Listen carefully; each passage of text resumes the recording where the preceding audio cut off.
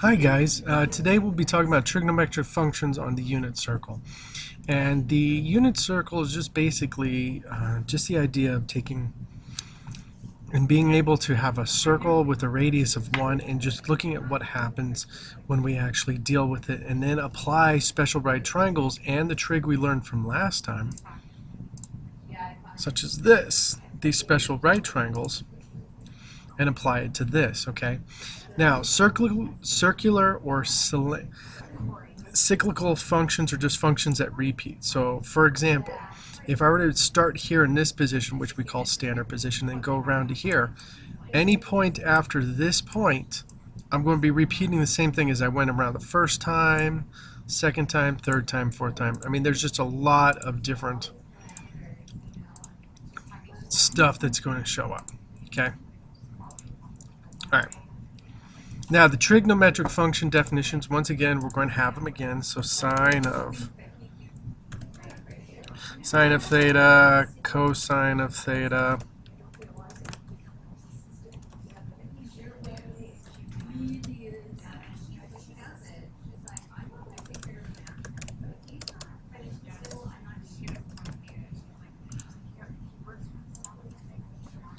and then cosecant, their reciprocals.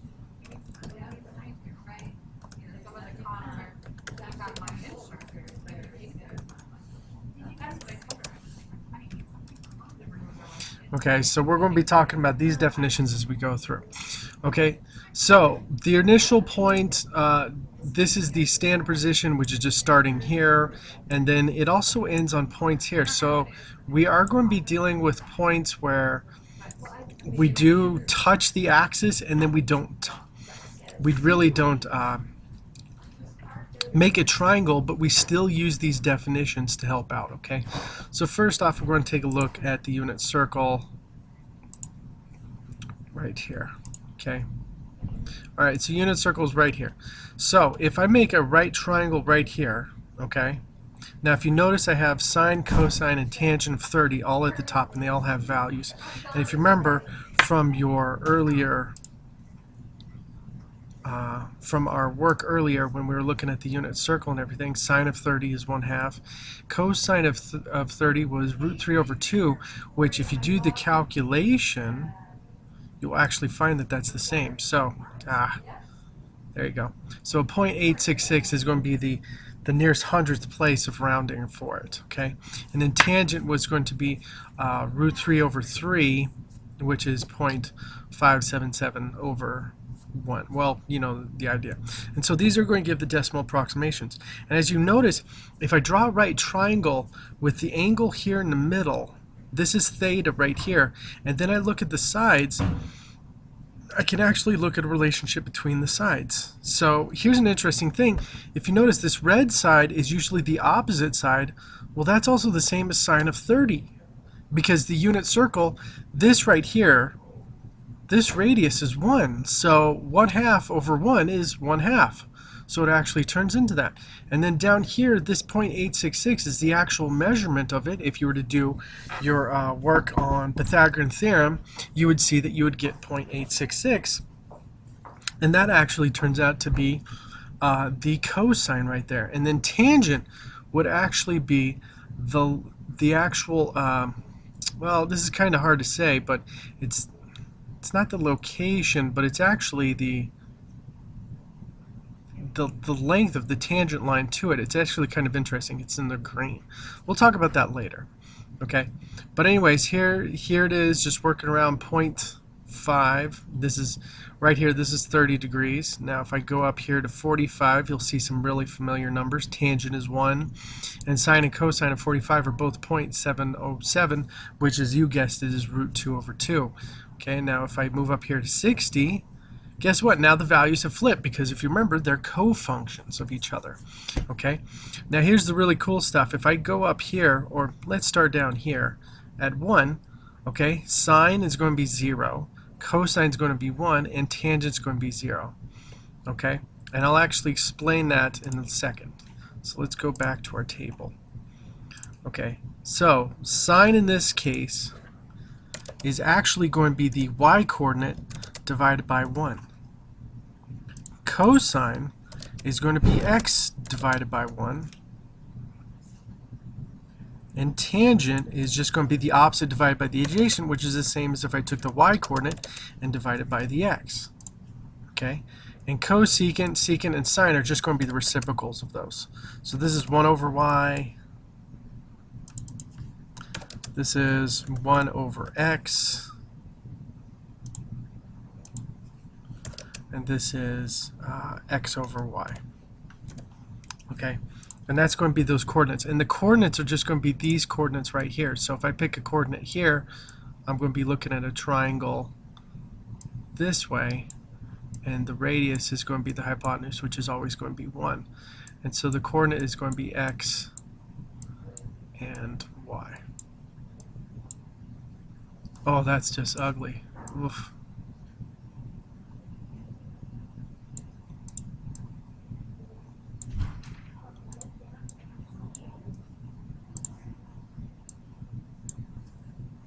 Let's get rid of that.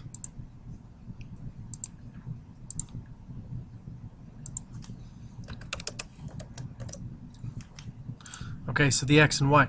Well, technically, y over 1 equals y, and down here, this is just going to equal x. So you could technically say the value of the x-coordinate is going to be cosine of theta, and the value of the y-coordinate is going to be sine of theta, and then tangent would just be sine divided by cosine.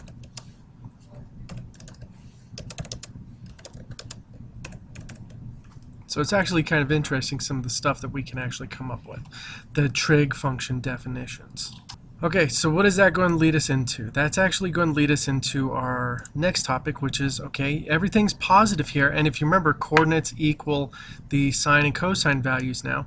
Well, guess what? Now if I go into this coordinate, the cosine values are going to be negative because I'm going on the negative. I'm going to the left on the x-axis, so that makes it negative. The y-coordinate is still going to be positive, and we're going to be dividing it negative by negative. Now here's an interesting thing. If I go right here to 120, those numbers should look very familiar. Those are the same as if I went to 60 over here. It's just the negative version. And if you think about that, that's a, well, why is that 120? Well, 120 is this angle measurement over here. I can't seem to, this arc right here. So if that's 120 right there, okay, that means that the angle on this side is going to be 60. And so I'm dealing with another 30, 60, 90 triangle. If I go down here to 135, I'm dealing with 135 degrees plus 45 gives me 180. And that's why these numbers look so familiar. And then same thing if I go to 150. Okay, these should look like the 30 angle that I had over here. And that's the really cool thing about this, is repeats. Okay, now what if I end on the axes? Okay, well, the x-coordinate would be 1. The y-coordinate is 0, so that makes sense why sine of 0 is 0 and cosine of 0 is 1. But tangent is going to be 0 divided by 1, which is 0. Makes sense. Oh, let's scroll down just a tiny hair. There we go. Okay, now if I went up here to this one right here, okay, sine is 1 and cosine is 0 because y-coordinate is 1 and the x-coordinate is 0, whereas it's undefined because now I'm dividing 1 by 0. Okay, over here it will be -1 for cosine and 0 for sine and 0 for tangent. And then down here it's going to be undefined for tangent, 0 for cosine, and -1 for sine. So here's how you find those values at those special measurements. And as you can see, as I go around and around and around again, these repeat. They're cyclical. Okay, they have repeating patterns. Okay, so that's what we're talking about when we're talking about functions being circular or cyclical. Okay, now what happens if, you're probably saying, but Mr. Vanny, what if I don't want a radius of 1? What if I want a radius of r? Well, guess what? Just change all of these 1's to r's, and now you have your functions definitions for what happens if your radius changes to a number greater than 1. It still works the same. It's really cool how it sets up. Now the amazing thing is that no matter how often you change the radius, the tangent and cotangent functions are actually going to be pretty much the same. they're going to be y divided by x and x divided by y. They're not determined by the radius. They're determined by the other spots. Okay? As mainly a big thing I need you guys to know is I need you to be able to memorize all of these values for 30, 45, and 60 and as we go on, because a lot of these ratios do pop up and you do need to be able to calculate them. Okay? Alright, so here's the steps for finding the trig ratio so fast. Okay, first off, you ask yourself, what quadrant is my angle in? Okay, and the quadrant is hugely important. Okay, now the reason is because we just talked about it. Okay, let's go. Caps lock A Smart Trig class. Okay, is it in this quadrant everything is positive, so that's why I have the A. All is positive. Okay, so it's technically all, but we call it a Smart Trig class just to remember a mnemonic device. Okay, in this one, sine is going to be the only one that is positive. Okay, so sine is going to be the only one that's positive. And here, cosine and tangent are negative values when you end in this quadrant. Okay, right? Tangent is going to be positive here, and sine and cosine are both going to be negative, which makes sense because it follows the same pattern as the x and y values. And then cosine is going to be the only one positive here. Okay, so if you know what quadrant it is, you're going to be able to find the answer, the sine. And then you ask yourself, what's the reference angle? Use that in the ratio, and that will help you out. Now you can calculate your trig ratio fast. Okay? All right, so for example, if I gave you cosine of 225, okay, what you would do is you would ask yourself, okay, what quadrant do I end in? Okay, all right, and remember, use these as guide points: 0, 90, 180, 270, and then up to 360. So there you go.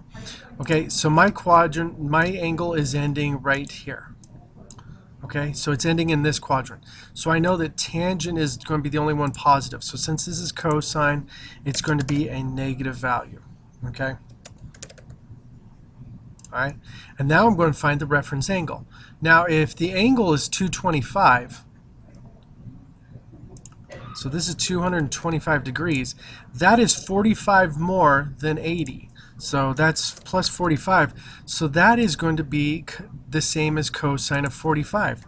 And now what I do is I go back to my table of values and find cosine of 45, and it's going to be root 2 over 2. And so this turns into negative root 2 over 2. Ta-da! Simple as that. Now that's one way of doing it if you memorize the table and just work with it that way. Okay, now you do have to remember your x and y coordinates here. So for example, cosine is going to be 1 here and negative 1 here, and sine is going to be 1 here and negative 1 here, and then tangent is going to be 0 here,